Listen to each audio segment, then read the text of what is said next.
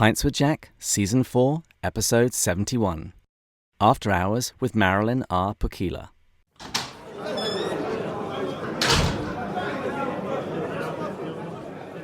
Welcome, everyone. Pints with Jack is your weekly C.S. Lewis podcast where Matt, Andrew, and I break down and discuss the works of C.S. Lewis. Earlier this season, we've been eavesdropping on the correspondence of a senior demon, Screwtape, to his nephew, Wormwood, but we're now halfway through Screwtape's toast to the Tempter's Training College. However, today is a Thursday, and it's therefore an After Hours episode. And today we're joined by Marilyn R. Pukkila, known to many Tolkien fans simply as Marilyn the Librarian. Marilyn, welcome to Pints with Jack. It's a pleasure and delight to be here. Thank you. Now, would you mind introducing yourself to the listeners if they don't listen to every single Tolkien podcast that's out there? Sure. I am Librarian Emerita from Colby College, where for 35 years I taught courses on J.R.R. Tolkien, Women in Myth and Fairy Tale, and religious responses to Harry Potter, which resulted in my book, The Skill of a Seeker, Rolling, Religion, and Gen 9/11. Last fall, I was taken on as a contract researcher for the Prancing podcast, which has just been fantastic. I'm also pleased to be a regular correspondent on the Tolkien Road, which is where people may hear the name Marilyn the Librarian, and very much enjoy what John and Greta do. Recently, I had my debut as a voice actor for a couple of small parts on another podcast, The Music of Middle-earth, Jordan Rennell's. I was privileged to live in Wales and in York for a year each time, and I've studied both Welsh and Finnish, which is excellent for Tolkien's Elvish languages. Wow. And in 1991, I spoke to the York area study group considering women and the episcopacy about feminist spirituality. York is also where I joined the Society of Friends, known as Quakers, and I'm currently clerk of ministry and council for my meeting here in Central Maine. Till We Have Faces is one of the texts that I taught in the Women in Myth and Fairy Tale class as one of several retellings of the Psyche story, which is itself a version of the beast husband tale type. And the foundational question of the class is, to what extent does myth shape culture? And to what extent does culture shape myth? That kind of reminds me of the argument over dictionaries. Should the dictionary tell you how words are used or how they should be used? Indeed. I'm a complete authoritarian, so I think you can guess my answer on that one. Why am I not surprised? And you've studied Welsh. The only thing I think I can vaguely recall is Daffyd Dwi. Is that how you say my name is David? I've forgotten most of it except the pronunciation, but that sounds good, so go with it. Okay, I'm going with it. I'll just tell people it's Elvish. There you go. I thought it'd be a good idea to explain how you and I connected. You first sent me a message in July last year as we were wrapping up Tolkien month. Uh-huh. And you stuck around for Till We Have Faces, and we were working through that through the season, and you and I continued to correspond. It was then that I found out that you weren't just Marilyn, you were Marilyn the Librarian. Uh-huh. And you also had many opinions and thoughts about myth, Lewis, Tolkien, Till We Have Faces. So I thought you just had to come on the show and we're just going to talk it all out. And after I dropped the ball a few times, a few life events that got in the way, I'm really pleased that we managed to make this happen. I am too. And it reminds me of Nigel's observation to Parrish. Mm-hmm. Things might have been different, but they could not have been better. I love it. I tell my wife that every day. Now, before we get too deep into discussion, we should get through our standard episode segments.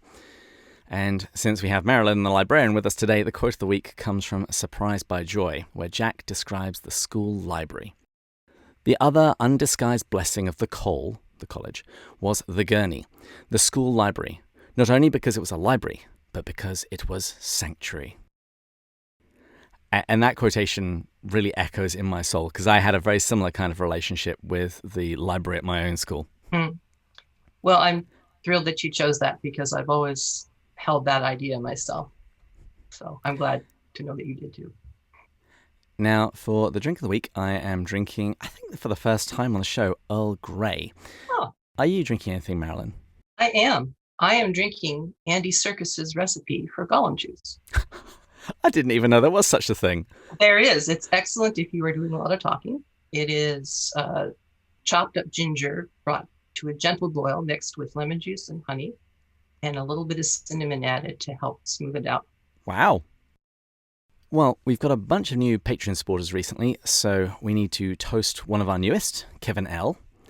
So if you'll raise your glass. Mm-hmm. Kevin, we pray that, despite Lewis's assertion to the contrary for himself, that one day you will find a book long enough and a cup of tea big enough to truly satisfy you.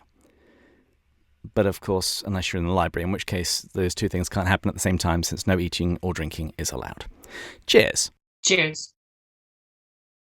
Nowadays, at least in college libraries, drinks and food are welcome because we know that people will be careful. Wow. And we want them to feel like the library is the college living room. That never happened in my day. Although I was also part of the computer science faculty, and in most computer science labs you weren't allowed food or drink, but we were allowed it in ours because they said we were grown-ups and they expected us to behave like it. Well, there. I would like to say it was fully rewarded, but it wasn't always. So, Marilyn, it's been a while since we had a haiku on this podcast, but in our email exchange, I was delighted to hear that you had a haiku to share with us. I do. It's called Oral. Brutal rejection, radical transformation. Queen and Psyche both. I came up with it on one of my daily walks, and the more I sat with it, the more layers I found. It often happens that way. One's own writing may uncover meaning that you didn't know was in you. See, Matt, people love the haikus. Just saying. So let's begin by talking about Tolkien, since your love for Tolkien was one of the first things that I got to learn about you. You just got off the Prancing Pony digital Moot, right? Mm-hmm. And for listeners who don't know what a moot is, could you explain what that is? Sure thing. A moot is just simply a gathering. Some may recall from Tolkien the Entmoot in Lord of the Rings. It's an Old English Anglo-Saxon word meaning an assembly or a gathering of people. So in this case, it was a gathering, a digital gathering of people from around the world who are familiar with the Prancing Pony podcast. We spent a few days of delightful fellowship. We heard talks, we played pub quizzes, we played the Barrow Weight RPG game, and we met up with friends who we never actually met in person, but we met through the podcast. Best kinds of friends. And it was not only my debut in voice acting as a bit part of Celebrimbor in a one-act soundscape of the Council of Elrond, but I had the time of my life GMing in a role-playing game of the Barrow Downs using somebody else's script. Fortunately, I also had the distinct honor of being assisted by the Tolkien professor himself, Dr. Corey Olson, who did all the combat GMing. I guess my Quaker nature just didn't rock all the battle stuff. But you got to understand, it's been over 40 years since I did any, we called it DM in those days, dungeon mastering, and things have definitely gotten more complex since then. As I said on more than one occasion, dagnabbit, Jim, I'm a storyteller, not a statistician. Yeah, I had some friends that were really into those kind of Dungeons and Dragons games. There seemed to be far more math involved than I thought should ever be present in any kind of game. Just to clarify, so DMing is dungeon mastering and GM is game mastering? Game master, yeah. Okay. That's what it's become now, yeah. So when we first started talking, you sent me a document with your 9 Tolkien themes. Can you explain to the listeners what that was about? Sure. These were a structure that I developed when I first started teaching the class. They are taken largely from the famous letter 131 that Tolkien wrote to Milton Waldman. So I'm looking down the list now, and I see titles like The Dangers of Possessiveness. Great events are often caused by the small and weak, and the need of the noble and the vulgar, the wise and the simple for each other. And so would you mind picking one or two of those and unpacking them a little bit as you would have done in your course? Sure. So let's look at great deeds are caused by the small and the weak. This is a classic folktale type, the unexpected hero or the reluctant hero, the youngest son or whatever. Wait, I'm the youngest son. Everyone expects me to be amazing. I don't know what that's about. Exactly. In letter 131 to Milton Waldman, Tolkien referred to it as deeds of virtue of the apparently small. So Frodo and Sam are probably the most obvious examples of this. But the designation small or weak often reflects the teller's own perceptions of those qualities. Tolkien referred to Luthien as a mere maiden, even if of elf royalty, reflecting the ideas of his time that women's abilities are quote-unquote lesser. And Luthien was a semi-Maiar, so it seems to me that I don't think she was really all that small or weak. And of course, she had an awful lot to do to ensure the survival of both herself and Beren and the success of their quest to retrieve the Silmaril. Gandalf doesn't usually come to mind at first when we're talking about reluctant heroes, but in Unfinished Tales, he's described as the weakest of the Maiar, and also the last one to respond to Manwë's summons to the Maiar to come and serve as Istari. And because Gandalf was reluctant to do this task, he is the classic reluctant hero, even though we usually think of him as rather other than that. And so we come to the need of the noble and wise and the vulgar and simple for each other. Elrond said at the council, "Small hands do the work because they must, while the eyes of the great are elsewhere." The simple are often overlooked. So you have Merry and Eowyn being overlooked by the Nazgul king. So they were able to accomplish what the ancient King Arnor of Arnor could not do, and slay the rich king. Merry and Pippin are ennobled by their contact with Theoden and Faramir, and with Strider, who becomes Aragorn, and then Elessar. And so when they return to the Shire, not only are they able to deal effectively with the ruffians, but they are also able to be better, quote-unquote, rulers of their own Shire communities. I don't know to what extent you really consider the Shire having rulers, but Pippin was the Thane, and Merry was the master of Brandy Hall, so there you are. And then Tolkien had the example of his own mother, Mabel, who was a widowed single mother who raised her two sons in Catholicism until she died from poverty-caused untreatable illness, which was diabetes in those days. It wasn't treatable. And he also saw the World War I Batmen, by which I don't mean a comic character, but rather the servants of the officers. Tolkien saw them as far superior to the officers that they served. And he said in several different instances that he modeled Sam Gamgee after them. And a quote of his I love from the biography by Carpenter was, "I've always been impressed that we are here, surviving, because of the indomitable courage of quite small people against impossible odds." Ah, beautiful. Now, of course, we can't talk about Tolkien without talking about the Peter Jackson movies and the Tolkien biopic from a few years ago. And just now you were talking about the Scouring of the Shire, which is my favourite part of the entire book. And I was gutted they cut it out. Yeah. What did you think about the Peter Jackson movies and the biopic? Well, I could say a lot of things about the Peter Jackson films and about the Tolkien biopic. Though, of course, these are only my own views and opinions, and I don't know how meaningful that will be to your audience. But I would start by following the example of Dr. Tom Shippey, who, in a similar talk, started with Tolkien's own words on the subject, in which he wrote a letter to Forrest J. Ackerman sometime in June of 1958. So Tolkien said, or wrote, "The canons of narrative art in any medium cannot be wholly different. And the failure of poor films is often precisely in exaggeration and in the intrusion of unwanted matter, owing to not perceiving where the core of the original lies." And I would shape my observations around those points. Mm-hmm. I'm sure one or two scenes come to your mind. I mean, you mentioned the Scouring of the Shire. That was part of the core, because for Tolkien, the fight against evil is not confined to one, plane where there's the volcano erupting. It affects us all. And that was why it was so important to him to include the Scouring of the Shire. And also, I think, as a reflection of what went on the so-called home front during both world wars, that there was suffering everywhere. And evil doesn't just have this massive, mighty one figure that once we can get rid of, we will be free of evil forever. That's just not how it works. But for me, the most devastating example of that was Frodo dismissing Sam on the steps of Cirith Ungol. Yeah. And Sam going. The core of Lord of the Rings is fellowship and fidelity to one's word.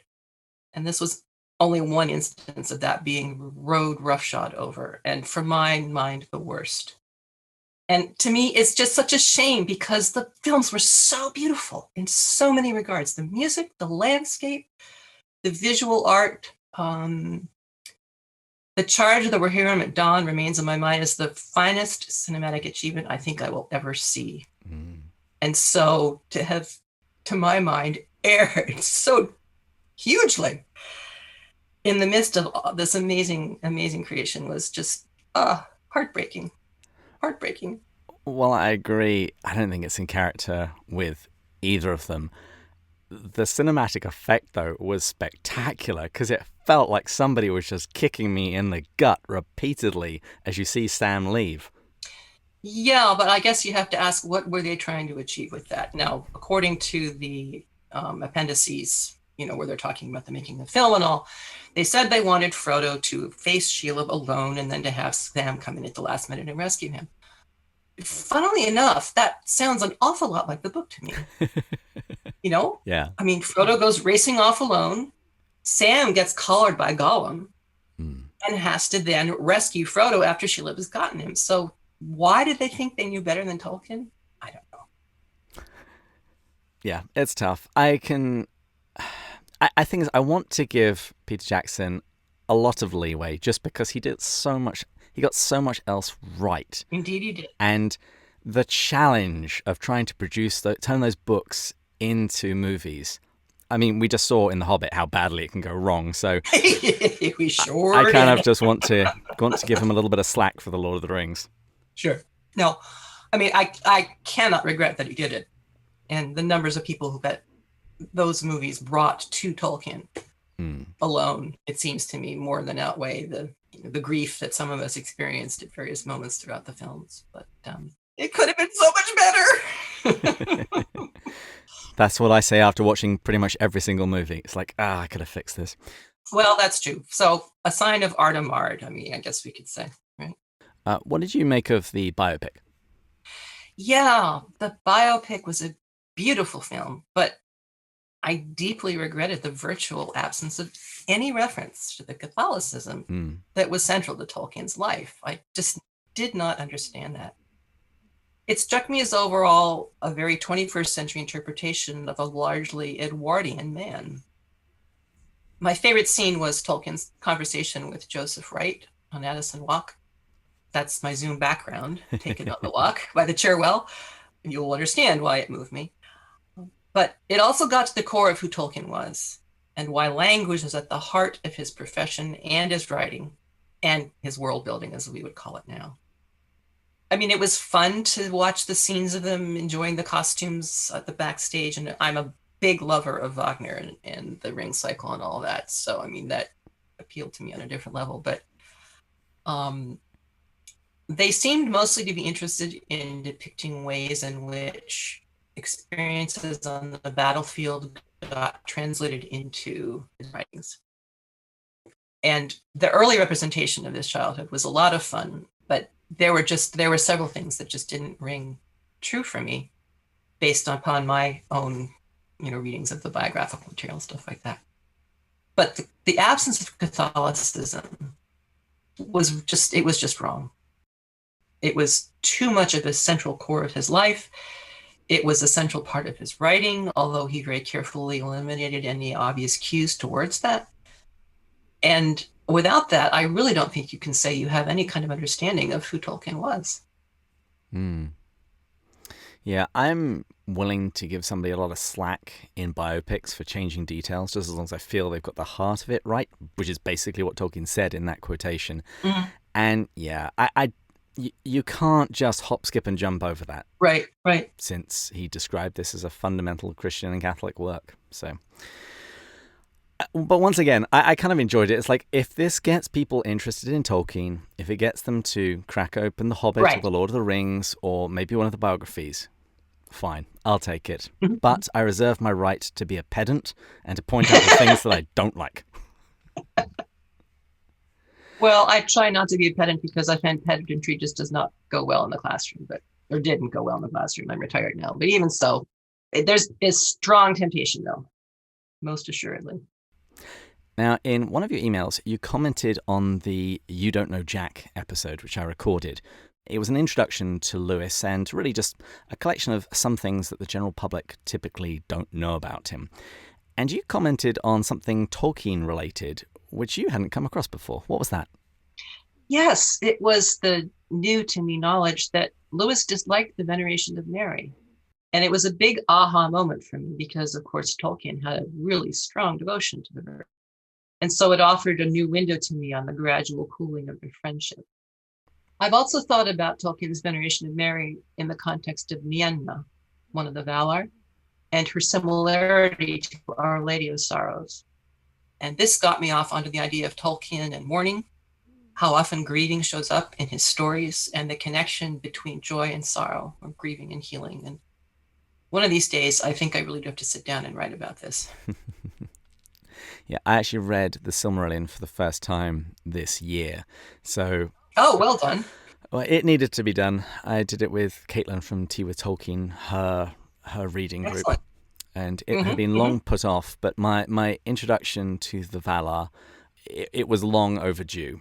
And as someone who's been born and raised Catholic, yeah, I see Mary throughout pretty much any of the female figures. But that's just me. Yeah. Well, one of these days, I really need to read up more about Our Lady of Sorrows and to find out more about her specific designation, devotion. I did read, there's a new biography, or recently new biography about Father Francis, Francis Morgan, who was Anglo-Welsh Spanish. And I think it was his aunt had a statue of Our Lady of Sorrows that she inherited. So at some point I may need to dig into the archives at the oratory and see what kinds of records, if any, they had. And was this something that Father Francis had a devotion for? And, just follow up those threads and see what we come up with. Well, let's move from Tolkien and talk about myth more generally and over into the Lewis world of Till We Have Faces.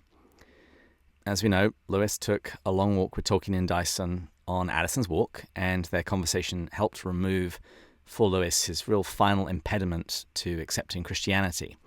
You want to talk about that a little bit? Yes, I think that Lewis's and Tolkien's mutual love of pagan story and heroism was their strongest bond, and that which first brought them together as friends and not just simply colleagues. And that points to the remarkable conversation on Addison Walk about myths being, quote, lies breathed through silver. And also the concept of escape, recovery, and consolation, which Tolkien identified as the functions of myth. I visited Magdalen College and the Walk a few years ago, and I was deeply moved to think of that moment and those people. As I said, one of the best bits of the biopic was Tolkien and Joseph Wright with his wonderful, wonderful accent, walking along Addison and talking of trees. And then the flowering of that remarkable poem, Mythopoeia, in response to that walk, which was Tolkien's declaration of our divine right to subcreate, because we are made in the image of a maker. We make still by the law in which we're made. And the idea of pagan myths being good dreams given to people by God, it seems to me is a major component of Till We Have Faces. Yeah. Your comment about escape and recovery and consolation, that took on a new color for me recently when I heard about the Hebrew Hobbit. Yes. The story of these Israeli pilots who got shot down. Wasn't that incredible? They received an English copy of The Hobbit, but some of their friends they were all kept in the same cell, they couldn't read English. So they just started to systematically work through The Hobbit and translate it into Hebrew. And Tolkien himself says that sometimes when you're stuck in a prison, it pays to think and talk about things other than prison walls and prison bars. Yeah. No, that I just heard that recently too, and it gave me chills. It was just an amazing, amazing story. Now, on to Lewis's myth, his myth retold, namely Till We Have Faces. That was a book we were studying on the podcast when you and I began corresponding, and you had many thoughts and feelings. Yes, a lot of them revolve around Joy's influence on the book and resulting issues of gender. And I also have a bit to say about Ungit and embodiment and mystery, the whole question, why must holy places be dark places? As a Quaker, I had the feeling that Lewis struggled with aspects of faith that didn't fall into the intellectual sphere. The reason why the tale psyche has so much resonance with Beauty and the Beast, as I said before, is that they're both based on the same tale type called the Beast Husband. You may know the story East of the Sun, West of the Moon, which is a folktale version of the tale type. And there are many, many beasts in Till We Have Faces. You've got the king, you've got the brute, you've got the devouring aspect of Ungut, and of course, of Oral herself. Still, while Oral is ugly, she is not brutal. Like the original beast, she's ugly and she's eventually transformed by love. Her name is Maya, which literally means illusion. Her ugliness is illusion in the end. And interestingly, Maya is also the name of the mother of Hermes, who is the Greek god of, among other things, liars. So I really see Lewis and Joy having fun with that name and all the different implications for it. Because we know she's an unreliable narrative. Yeah, and people often get upset with my co-host Andrew whenever he says, she's lying to us. And they always want to jump in and defend her. Well, I can sympathize with that. She is lying, and I understand why she's lying. And a lot of the times, I don't think she knows she's lying. I think she really believes. And in fact, I find it fascinating that Lewis first encountered this story around the age of 16, and he lived with it for the rest of his life. And he always had the idea of telling the story up to the point of the end of the book. This was before his conversion. And then the second part of the book, I think, is probably contributed to a lot by Joy, because that's where he comes back and in Oral's voice says, I now have to rewrite a lot of what I wrote before. And I see that as an image of what Lewis was doing throughout the rest of his life post his conversion. And I think it's important that we're not just one thing or another. We're complex. We're both and. We're many things. So Maya, Oral, is Queen and Psyche, both. And if Psyche hadn't lit the lamp, Oral could not have become whole. So it's a sort of a Felix Culpa situation. Definitely. Oh, happy fault. Yes, indeed.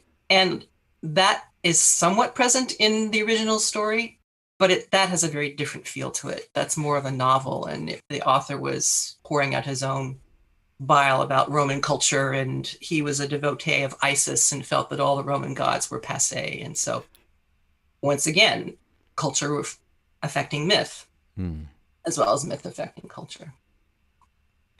So Oral tries to drive the woman out of her. And I think it's because her world has told her that she is a failure as a woman. Yeah. In her world, the one thing that women are supposed to do is to be beautiful and to marry and produce children. So I don't think the queen is her false self. You could call it her wounded self. And we need to own our wounds in order to be complete and in order to have them transformed, which I think is what we see happen over the course of time. But she's very resistant to it. She has to be forced to confront these wounds. She is veiling them up. She's covering them up. She doesn't want people to see them. And it's only when the situation forces her to actually begin to deal with them that we actually see that. She is an unwilling patient that doesn't actually want to be healed.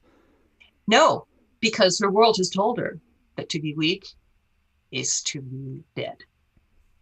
And I think now of Ursula Le Guin, weak is women's magic, wicked is women's magic. Weakness was not something she could afford. And to see her wounds and her failures and her flaws could get her killed in her mind. Which is not a justification for lying. It's a justification for what I see as very human behavior. I think it's important to remember that the queen, or Oral, was the greatest ruler Glome ever had, according to her own people, and was beloved by her people. So that can't just be a false self. There's got to be something there more than a devouring. Yes, there was devouring as well. But I think it's really important to remember that she was only about 16 or 17 when all this was going on. So there wasn't a lot of maturity there for her to draw upon. She got that later in life. Nor formation. All of the good stuff she pretty much got from the fox. Yes. And that was it. And that was lacking in this other side, these other tools that eventually she would also need. when you're describing her as the greatest queen that Gloam had ever had, and so that it can't all be full self, the comparison that popped into my head was that of, say, a father or the breadwinner of the family being the most successful CEO that the company has ever had, but it's at the expense of his family. Mm-hmm. And I think in a similar way, sure, absolutely, Orwell is driven to greatness, but it is at the expense of a lot of people that she doesn't treat particularly well. Absolutely, and at the expense of herself. Yeah. She doesn't treat herself at all well. And this is one of the things that breaks my heart every time I read it. And I also think this is, of some degree, a reflection of how Lewis treated himself. I think, and throughout the course of his later life, he felt, I think, a great deal of shame and maybe even self-loathing. I shouldn't speak to this because, of course, I haven't read it anywhere and I've never talked to him. But, some of his early behavior in his youth, I think, as a converted Christian, he found very, very difficult to repent and accept that he was fully forgiven. And that's, I think, true for a lot of us throughout the course of our lives. And that had a natural outworking insofar as he found it difficult to forgive certain people. I remember one of the very late letters where he says, you know what, just the other day, I finally realized I've forgiven the schoolmaster. I'm pretty sure it was Oldie, but he said, I just suddenly realized that I had forgiven him. Probably. Yeah.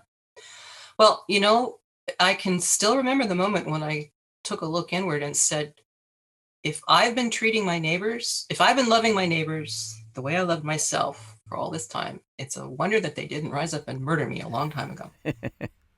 Yeah. I just don't think you can do the one without doing the other, because ultimately we are connected. And I think it's undergirded by an understanding of A, identity, and B, where that identity is found. Right. And so for the Christian, our acceptance and our value is found in God, made in his image and likeness, therefore valued and therefore worthy of love. Orwell doesn't have that. Right. The gods are distorted. Her father is a mess. Her family is a mess. And so she doesn't have that, such an easy journey into loving herself or others. What possible role model does she have other than Psyche? And of course, Psyche is so much younger, and she puts herself in the role of caretaker and isn't able to take in the value of the love that Psyche is offering. She puts them in unequal positions rather than if she could see themselves on equal footing. Maybe then she could have been more open and receptive. But it was always essential to her that I, Orwell, always know what's best for you, Psyche.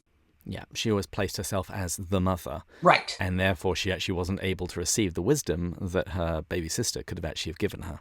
Exactly. And that paragraph that always chills me. Can we take the time? I can actually find the words in the text. Yeah, go for it. I wanted to be a wife so that I could have been her real mother. I wanted to be a boy so that she could be in love with me. I wanted her to be my full sister instead of my half-sister. I wanted her to be a slave so that I could set her free and make her rich. That's got to be some of the most possessive statements of love I've ever heard. And yet, what else does she have? What else does she have? The line that really gets me in that is when she said, I would want her to be a slave so that I could free her. Exactly. I want to hurt her so I can be nice to her, free her, and then she is in my debt. Again, it's the dominant subordinate. Yeah. But that is what she has been taught by her world. That's what she knows. What other examples does she have to draw upon? As a then 12-year-old, I think, or even younger. I mean, I think because we hear her voice starting off the novel when she's very old, it's very hard to remember that we are looking at the experiences of a preteen and a teenager. And I don't know about you, but A, I was a very different person, and B, I didn't have a lot of life experience at that point. So. Oh, yeah. Teenager, I was a mess. And one connection I hadn't made until we were just talking about her wanting Psyche to be a slave so she could free her. She actually does get that opportunity later, not for Psyche, but for the fox. Right. And does she take it? No. even when she does, at least in word, she can't do it in deed. And the fox has enough love for her to accept that, which may or may not be good for oral, you know? We don't know. Yeah. It may or may not actually be love. I think it's far better motivated, but is it actually for oral's good? Exactly. Because a lot of what the fox taught her really didn't help her that much, did it? In certain key areas that she had to face. So I've only read a few of the standard biographies of Joy and what Carpenter writes about her in the Tolkien biography and in the Inklings. But I did also recently read her collected letters, which, by the way, if you haven't read them, I highly recommend to you and to anybody who's listening. They're really, really fascinating. I understood better why Lewis fell in love with her after I read the letters. Yes, she has a hard time getting a really good press from some writers. Well, like Orwell, she's not simple. She's complex. Exactly. And other things about Orwell's experiences jump out at me. The fear of living with an abusive and alcoholic parent, though in Joy's case it was husband. I'm sure that some of those scenes described come from Joy's very visceral emotional experiences. The dangers of being a woman of royal birth and intelligence and ugliness in a world that had no place for her. And again, Joy's experience, except she wasn't royal. She was greatly gifted, but not in traditionally feminine ways, shall we say? Exactly. The terror of the abused, I don't think we can fully understand that unless we've experienced it ourselves. And the resulting self-loathing. Because if you were abused as a child, you cannot afford the knowledge that the one who is supposed to take care of you is the one hurting you. So you come to this conclusion of it must have been my fault.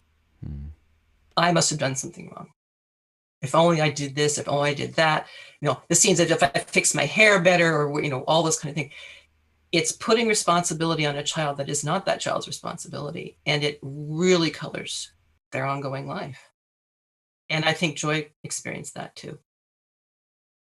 And then you have the mysteries of divinity, which is something that I think Jack, with his monumental intellect and past experiences of spiritualism and such, seems to have found a challenge for most of his life. And I find myself wondering how Joy's cultural Jewishness possibly influenced her own willingness to let holy places be dark places. I think of her title of her book, Smoke on the Mountain.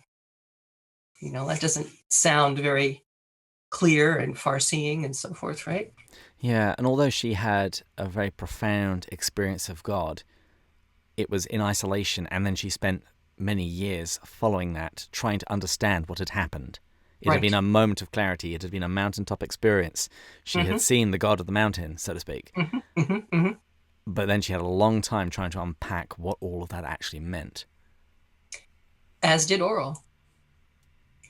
So 2 quotes of Joy stand out for me particularly and offer examples of the deep influence that she had on the book. And I so wish that she had allowed Jack to put her name on it. But I understand her reasons for declining that. So one of the quotes came from Dr. Gleyer's Mythlore article about her, in which she said, quote, "Life is too intense to be endured with logic alone." I just wonder how often she said that to Jack. When he asked for a logical explanation of her behavior and what she's just done. Yep. And I think that was a crucial realization that she brought to Jack's life generally and to Orwell's story in particular, because Orwell was torn between the teachings of the fox and the mysteries that she herself had experienced. And then the other quote was in a letter to Chad Walsh, written on January 27th, 1950. She says, quote, "But now that I come to think of it, something has changed." And I'll bracket here to say this was since her experience of God when she was standing beside her when she was in crisis over her husband's breakdown. So back to Joy's words. "My parents, since my first discovery of, or by, God, had lost their old power to hurt me. They were still able to rattle me a bit." So you compare that to Orwell's thought when she first appeared veiled before her father and he commanded her to take it off. Orwell thinks, quote, "It was then I first found what that night on the mountain had done for me. No one who had seen and heard the God could much fear this roaring old king." It's not a word for word correspondence, but by golly. It definitely has echoes. Yeah, I think so. Andrew still hasn't quite managed to convince me that Till We Have Faces is Lewis's best book, but I will say it is the one that I am still very much actively exploring, despite having read it about probably 8 times at this point. I think it rewards exploration. I mean, I taught it, I can't tell you how many times, and every time there was something new, and throughout different points in my life, different things would come to the fore. It's a rich, rich, rich book. How did your students find it? Puzzling. Yeah. Possibly even baffling. We had some interesting discussions. Again, remember, we were looking at the lens of women as represented in myth and fairy tales. So a lot of our discussions revolved around gender roles, interpretation of gender, issues of gender. The fact that Oral had to drive the woman out of her rather offended more than a few people. But that this was a reflection of the culture that she lived in and the time she lived in. It's funny, I can't hear that line, drive the woman out of her, without thinking of 2 movies. Wonder Woman and Captain Marvel. Yeah. Because I hated Captain Marvel. I thought it was a terrible movie for the very simple reason that she was just a cardboard cutout. Interesting. There was no real content to her character. Huh. She seemed to never be weak. She was always strong. She always had the ability to defeat any enemy. She didn't seem to be overly moved by anything. Whereas Wonder Woman, she has real emotional range. She is gutted when she sees death and destruction. She mourns for people. She is weak, quote unquote. But from that comes great strength and a far, far better movie. Exactly. Well, maybe Wonder Woman is Psyche and Captain Marvel is Aurora. Okay, listeners, if anyone wants to write fan fiction where you take that and run with it, I want to read it. Well, I think you could make a case for that because, again, consider her context. Captain Marvel was raised in a profoundly militaristic culture. Seemed the whole reason for their existence was to wipe out another people from the face of the earth. And for her to have not only accepted, but defended those very people against her former, I mean, she did a lot of growing in a very short time, I'll put it that way. And I think we really see her love in how she behaved prior to her kidnapping, for lack of a better word, by the Kree, because she had the energy of the crystal within her. And that's all I think they really wanted her for, was to figure this thing out. Yeah. One way or the other. And they were terrified of her, and that's why they slapped the control pads on her and take it from there. And who was the person that primarily formed her? It was the computer. Exactly. Which is like the fox, a logician. Yes. 10 points to your house. Wow. Okay. Maybe you should write the fanfic. You might have made me take a second look at Captain Marvel. I mean, I'm fixing it in my head. Okay. But it's a more interesting movie when you start thinking of it in those terms. Well, I have to say, the single most moving line to me, and I think the vast majority of women who heard this line would stand up and cheer, is, I've been fighting my whole life with one hand tied behind my back. What happens when I'm finally free? And maybe one of the things that can happen is you find you don't have to fight. But that's way, way, way down the road. Well, before we wrap up, in your most recent email, you said that you had enjoyed Barfield Month, which I was very pleased about because that was an awful lot of work to try and do a month about an author I didn't know that well at the beginning. But you said that it also helped you look at Till We Have Faces a little differently. So I'd love to know, what did it change? Well, let me just say thank you for every minute of that work because it was superb.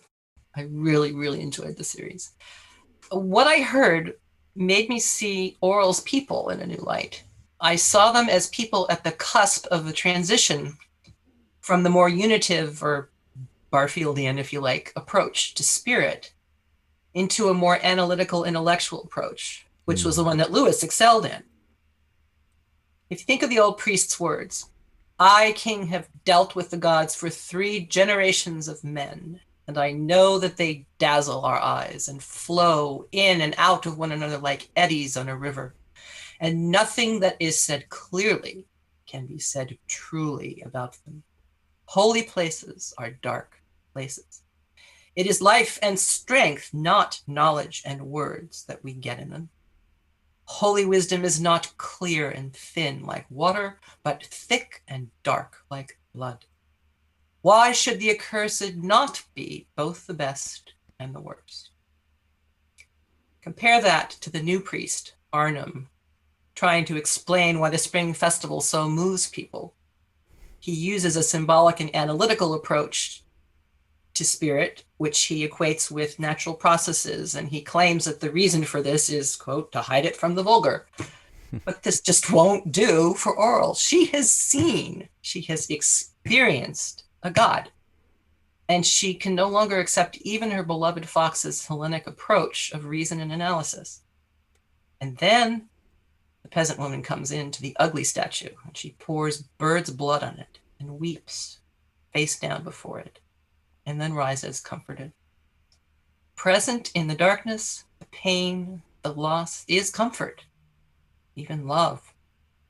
A remarkable both and, which I think Barfield would have recognized as a reflection of the unity of early language. Ruah is breath, is spirit, is wind.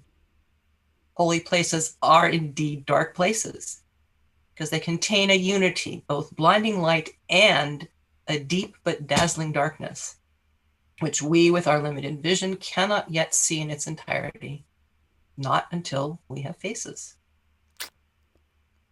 Wow.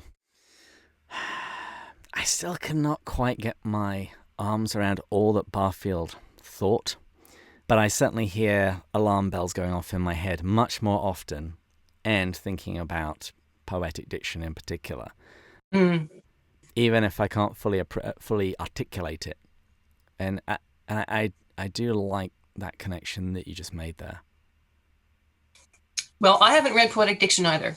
I mean, all I know about Barfield I learned from your podcast and from the few references in and around Tolkien and Lewis and so forth. But just that one realization of the interpenetration of all these words really mean the one thing. Because when you are approaching divine from that other place, words do fall away. How could they not? I mean, consider what you are contemplating. Yeah. How can my finite human brain come up with something even more finite, a word to describe all that? Yeah. It creates in you a desire to sort of reach across the veil, even if you're not entirely sure what you're reaching towards. How could you possibly know what you're reaching towards? No, and that's, I think, where expressions like holy terror come in, or awe-filled. Yes, it is filled with awe, because, oh my goodness, all that. And I think I can put a name to it? Really? Or reduce it to a nice syllogism. Yes. Or just some simple symbolism. Right. And I think Barfield might even argue there is no such thing as simple symbolism. Probably he would. Yeah. At least if it's symbolism done right, then it can't be simple, can it? It's richer and more meaningful even than the words denote. Yeah. And the more time I spend contemplating it, the richer and the vaster it becomes. And I'm using it, which unfortunately in our English language is a very negative kind of a word, because it's definitely not an it. I mean, the I, thou. Yeah. Beloved is my best word right now. And I fully expect that will change, because I still don't have my face. Not entirely. Well, Marilyn, thank you for joining me today. It has been wonderful. I hope you feel slightly exorcised, that some of the strong feelings that you were having about Till We Have Faces have been released and set out into the world for other people to think about and ponder. Indeed, they have. Thanks to you. Well, thanks again, and thank you to all of our Patreon supporters, and especially our top-tier supporters that make all of this possible. Kevin, Brian, Kay, Monique, Paul, Kimberly, Gillis, Jake, Stephen, Matt, Jeff, Chris, John, James, Kate, and Rowdy. As always, we can be found on our website, pintswithjack.com, as well as on social media, Facebook, Twitter, Instagram, and of course, MySpace. And please join us next time on the next episode, when we'll continue going further up and further in. Cheers. Cheers.